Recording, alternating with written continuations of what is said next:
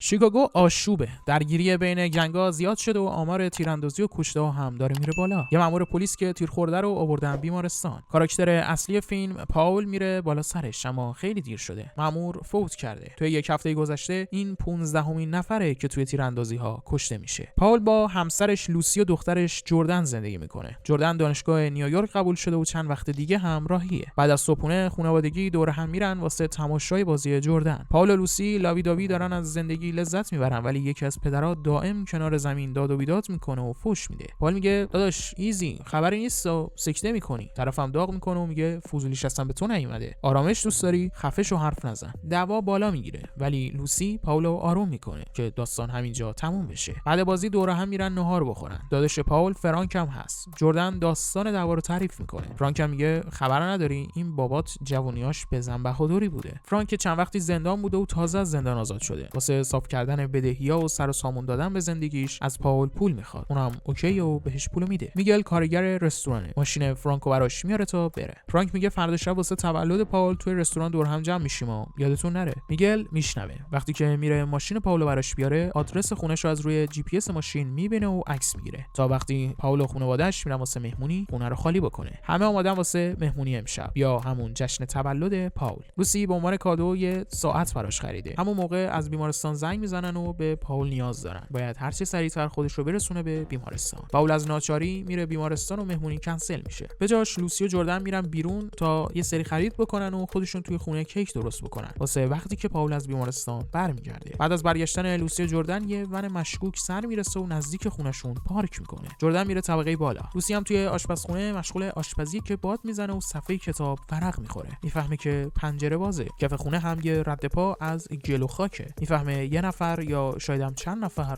اومدن توی خونه. اگه تا اینجای ویدیو رو حال کردی حتما سابسکرایب کن و ویدیو رو هم لایک کن. مرسی. شروع میکنه به صدا زدن جردن تا سری بیاد پایین. دزدا بالا توی اتاق خواب جردن. همونجا جردن رو خفت میکنن. تعداد دزدا 3 نفره. جردن رو میشونن روی صندلی توی همون آشپزخونه. لوسی هم میبرن تا در گاف صندوق براشون باز بکنه. لوسی گاف صندوق رو باز میکنه و هرچی وسیله قیمتی دارن و میرزه توی کیف. واسه بستن دست جردن به صندلی یکی از دزدا میره توی پارکینگ تناب پیدا بکنه. چاقوش رو هم میذاره روی کابینت. دزد سوم الان با جردن تنها شده. دزد سوم که میبینه کسی نیست سعی میکنه به جردن نزدیک بشه و اذیتش بکنه. رفیق که تناب آورده بهش میگه الان وقت این کارا نیست کله پوک. اون میگه اصلا به تو چه ربطی داره؟ وسط جر و بحث این دوتا جردن چاقو رو برمی‌داره و میذاره تو صورت دزده. طرف هم ماسکشو در میاره. با سر و صدا دزد سومی با لوسی برمیگردن توی آشپزخونه. لوسی هم که میبینه شرایط اینجوریه آب جوشو برمی‌داره و میپاچه تو صورت همون دزد دیوسه. شرایط از کنترل خارج شده. دزدا به جردن و لوسی شلیک میکنن. دکتر بیخبر از همه توی بیمارستان مشغول به کارشه. از بلندگوی بیمارستان متوجه میشه که 2 زن زخمی آوردن بیمارستان. دکتر مثل همیشه میره تا به بیماراش رسیدگی کنه، ولی همکاراش بهش اجازه نمیدن بره توی اتاق. لوسی تیر خورده و قبل از رسیدن به بیمارستان تموم کرده. جردن هم الان توی اتاق عمله. از اونجایی که حادثه دزدی و تیراندازی بوده 2 کارآگاه اومدن واسه صورت جلسه کردن. کارگاه رینز و جکسون. پاول لیست جنسایی که از خونه سرقت شده رو بهشون میده. فرانک میگه تا اونجا که من فهمیدم این 6مین دزدیه که تو منطقه خونه برادر من میشه. میشه بگید دقیقاً دارید چه غلطی میکنید؟ میان توی خونه مردم سرقت میکنن، اونم مسلح. رینز میگه همه چیز تحت کنترله. خیلی زود دستگیرشون میکنیم، خیالت راحت. عمل جردن تموم شده. علائم حیاتیش نسبتاً پایداره ولی فعلا توی کماست. اینکه کی به هوش بیاد هم معلوم نیست. بن پدر لوسی برای دخترش توی روستای خودش تشییع جنازه میگیره. توی مسیر برگشت بن به یه چیزی برمیخوره. سریوسی عصبی سر خر کج میکنه و میره وسط مزرعه. 2 شکارچی غیرقانونی اومدن وسط ملک شخصی و دارن حیواناشو شکار میکنن. بن از ماشین پیاده میشه و بهشون شلیک میکنه اما فایده‌ای نداره. بن میگه میدونی ایراد چیه پاول؟ مردم واسه حفاظت از اموالشون به پلیس اعتماد میکنن، اما پلیس وقتی سر میرسه که دزدی یا قتل اتفاق افتاده باشه. این خودتی که باید جلوی این چیزا رو بگیری. اونی که باید کنترل اوضاع رو دست بگیره خودتی. چند وقتی از اتفاقا گذشته. پال مدام با کارگاه‌ها در ارتباطه تا بفهمه پرونده چطور پیش میره، اما هیچ به هیچ. هنوز نه ردی پیدا شده نه مظنونی وجود داره. جردن همچنان توی کماست. دوستش میاد بهش سر میزنه و براش کتابای درسیشون رو میخونه تا از درساش عقب نمونه، چون باور داره جردن متوجه همه چیز میشه. پاول میره پیش روانشناس. میگه من نمیتونم توی تخت خودم بخوابم، عذابم میده. واسه همین شبا روی کاناپه میخوابم. البته اگه خوابم ببره. تمام تایمم جلوی تلویزیون میشینم تا موقعی که بیهوش میشم. من توی بچگیم رابطه خوبی با بابام نداشتم. واسه اینکه ازش دور بمونم تمام وقت خودم رو توی مترو میگذروندم. الانم واسه اینکه از فشار و درد فرار بکنم همین کارو دارم میکنم. مدام توی کوچه و خیابونا خلافکارا رو میبینم. کسایی که خانواده منو نابود کردن ولی کاری از دستم بر نمیاد. دکترش هم میگه این نرماله، یه بخشی از روند درمانته. زندگی همینجوری میگذره. افسردگی، تنهایی، دختری که هنوز بیهوشه و پرونده‌ای که هیچ اتفاقی توش نمیفته. هیچ تفاوتی ایجاد نمیشه. واسه همین پاول میره اداره پلیس تا بفهمه چه خبره. کارگاه میگه ببخشید جواب آزمایش انگشت‌نگاری و دی ان ای یه خورده طول کشید تا بیاد. البته خب بگم جواب اومده، اما مشکل اینه که هیچ کدوم از اطلاعات توی بانک اطلاعاتیمون ثبت نشده. روی دیوار اتاق پر از پرونده‌های بازی که مثل پرونده پاول و خانواده‌شن. یه تک و توکش هم حل شده اما اکثرا همینطوری بلا تکلیفن. با این شرایط مثل اینکه امیدی وجود نداره. مثل همیشه دکتر وقتشو توی قطار میگذرونه. موقع برگشت میبینه دو تا جوون دارن یه دختر خف میکنن. پاول میگه ولش کنید بره. اونام گوش میدن ولی میان سر وقت خودش شروع میکنن به کتک زدن دکتر.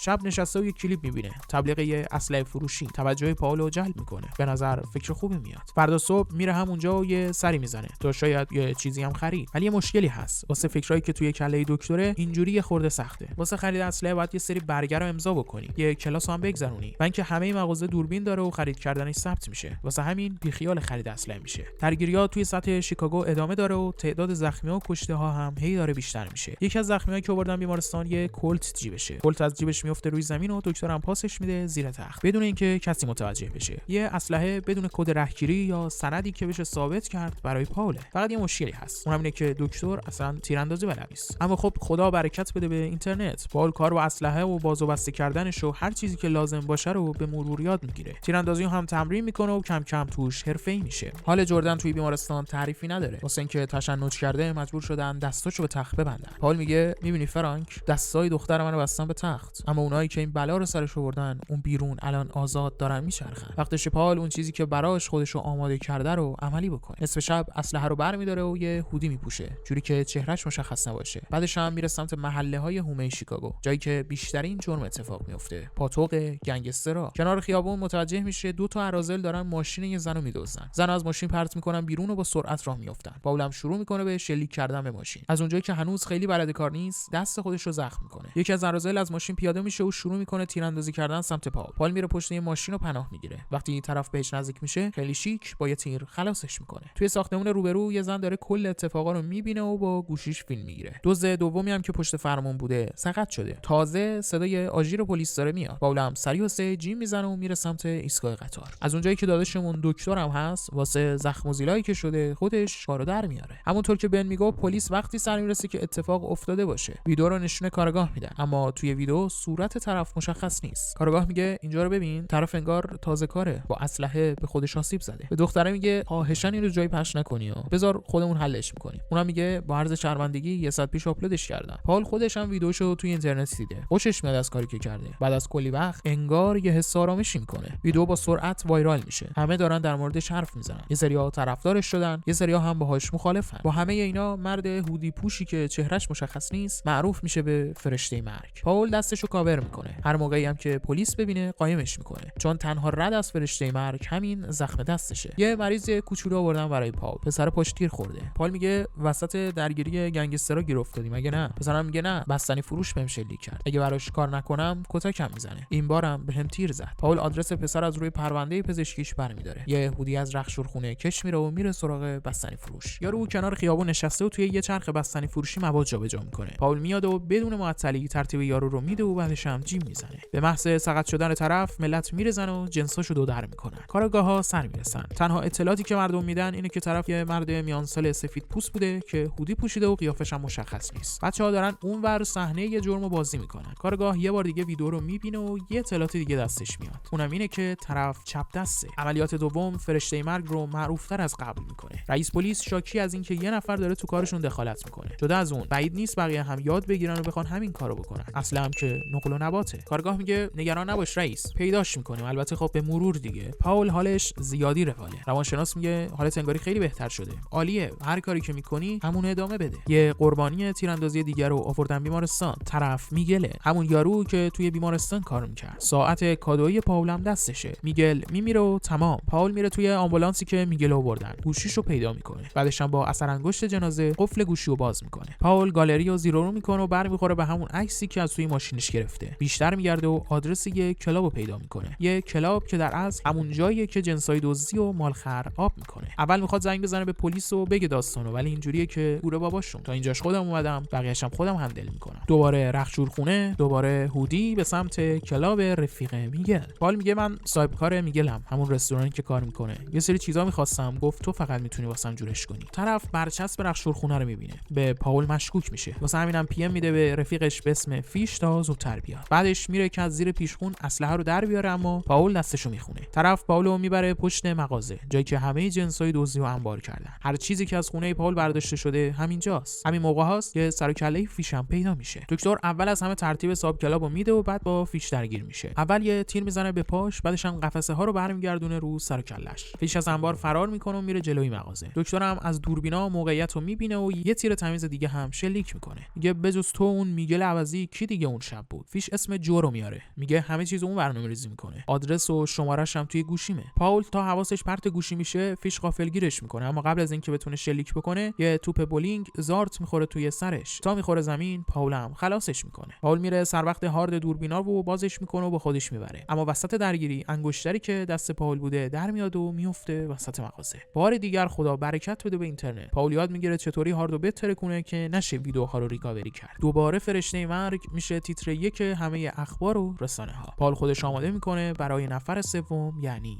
جو. کارگاه‌ها اومدن بیمارستان ملاقات پاول. عکس فیشو نشونش میدن، یعنی این یارو رو میشناسی؟ پاول هم میگه نه، چطور؟ میگه این یکی از سارقای خونته. این انگشترم ازت سرقت شده بوده، درسته؟ پیداش کردیم. کارگاه میگه اومدیم خبر خودمون بهت بدیم تا بفهمی پرونده عالی داره پیش میره. دیدی گفتم؟ حالا وقتشه که پاول بره سر وقت جو. جو همونیه که جردن رو صورتش خط انداخته. پاول میره توی مغازه و با یه آچار بیهوشش میکنه. وقتی جو به هوش میاد، میبینه یه ماشین بالا سرش معلقه. پاول پروسه اعترافگیری با علم پزشکی پیش میبره. اول از همه مهمترین رگشو جر میده. بعدش هم روی زخم بازش روغن ترمز میریزه. جو اعتراف میکنه، میگه همه اینا کار ناکسه. نه آدرسی ازش دارم نه شماره. ناکس اگه بخواد خودش پیدات میکنه. پاول میگه اوکی. پا میشه میره، ولی ماشینو ول میده روی کله جو تا از درد خلاصش کنه. کارگاه رفتن سراغ داداش پاول یعنی فرانک چپ دست زندان بوده. از همه اتفاقایی که افتاده هم عصبیه، پس احتمال داره که خودش فرشته مرگ باشه. همین موقع پاول توی بیمارستان کنار جردنه. اخبار میگه یه سری آدما شروع کردن به کپی کردن از فرشته مرگ، ولی مثل اون خوش اقبال نبودن و چند تایشون کشته شدن. همین موقع ناکس زنگ میزنه به پاول، میگه شنیدم خیلی دوست داری منو ببینی، نیم ساعت دیگه توی کلاب منتظرتم. پاول میره کلاب سر وقت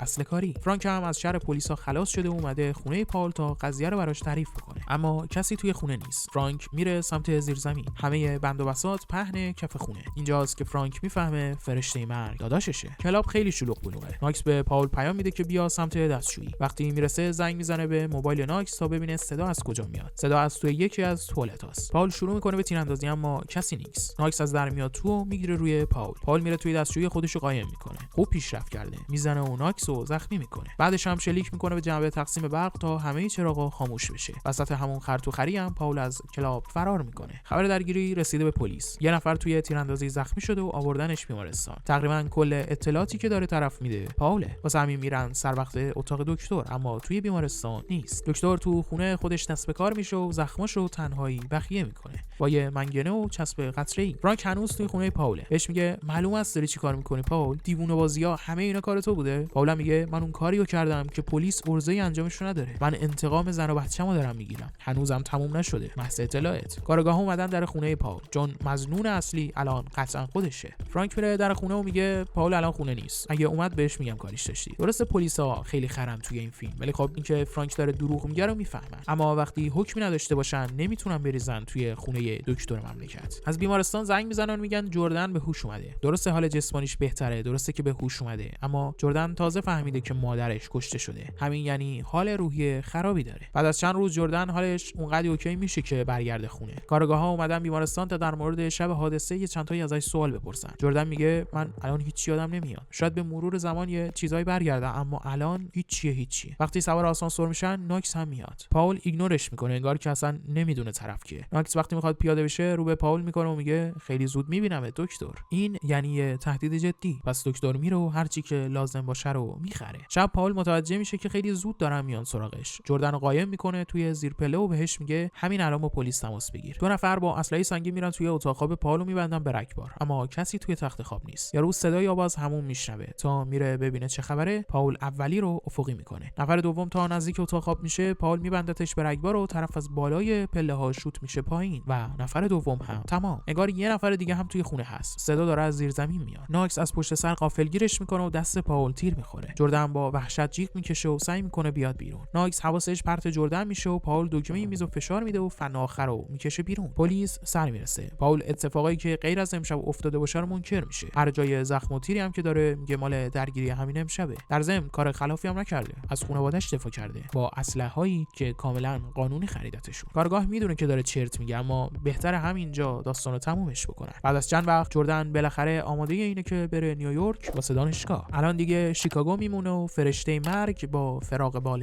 زیاد. این بود از خلاصه فیلم دسویش، تولید سال 2018 یا همون آرزوی مرگ. اول از همه به نظرم بد نیست بدونیم که این فیلم اقتباسی از یه رمان دقیقاً به همین اسم. اولین بارم نیست که ازش اقتباس میشه، چند فیلم دیگه هم ازش ساختن. اگه بخوایم در مورد خود فیلم حرف بزنیم، فیلم جالبه، علافی نداره، ریتمش تمیزه، اون فاز انتقام گرفتن و اتفاقایی که توش میفته و خشونتش واسه من جذابه، ولی تو کل تایم فیلم من دنبال اون پیکه بودم. میدونی همش میگفتم الان اون اتفاق خفنه بالاخره میفته که نمیافتاد. اگه خورده درگیری ها بیشتر میشد، صرف اینکه با فاصله از هم تیراندازی بکنن نبود، به نظرم میتونست هیجانش رو بیشتر بکنه. ولی این به هیچ عنوان معنیش کسل کننده بودن فیلم نیست. کاراکتر اصلی دکتر پاول و بروس ویلیس بازی میکنه با یه بک‌گراند خفن، با سر فیلم‌های جان سخت. حضور دین نوریس، هنگ شردر بریکینگ بد هم تو این فیلم واسه من خیلی اتفاق جذاب و جالبی بود. در پایان اگه بخوام به این فیلم نمره بدم، نمره من 7. خیلی خوشحال میشم نمره شما و همینطور نظر و نقدتون نسبت به این فیلم رو توی کامنت ها ببینم و بخونمش. بریم سراغ معرفی فیلم بعدی. فیلم بعدی در مورد یه آدمکشه. یه آدمکشی که درگیر یه مریضی کشنده تر از خودش میشه، اما از اونجایی که خیلی حال نمیکنه ضعیف شدن و عذاب کشیدن خودش رو ببینه، یه اوردر 2 میلیون دلاری میده تا همکاراش زودتر خلاصش بکنن. همه چیز تا اینجا رواله تا اونجایی که میفهمه جواب آزمایشش اشتباه بوده.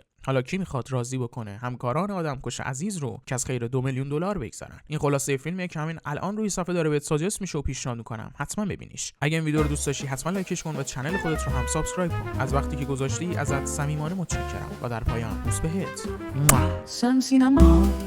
سم سینما خلاصه فیلم های اعلان دار. سم سینما بهترین کانال خلاصه فیلم دنیا.